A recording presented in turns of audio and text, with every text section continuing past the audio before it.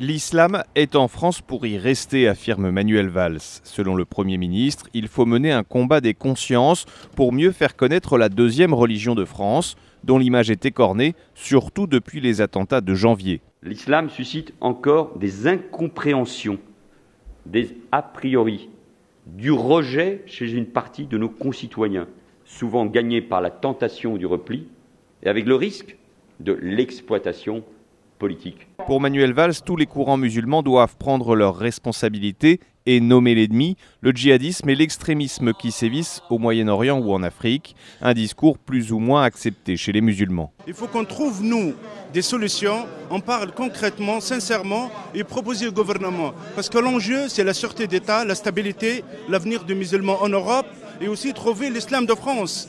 Monsieur Valls nous donne des leçons sur ne pas faire de jeu politique, mais lui en fait. Il ne faut pas faire peur, mais lui fait peur. Convoquer l'international pour parler de l'islam de France, je veux dire, c'est un vieux sujet. La question internationale est une question importante, mais ce n'est pas le sujet, quoi. L'instance de dialogue doit se réunir 1 à 2 fois par an, notamment pour parler de l'image de l'islam, de la construction des mosquées ou encore de la formation des imams et des pratiques rituelles.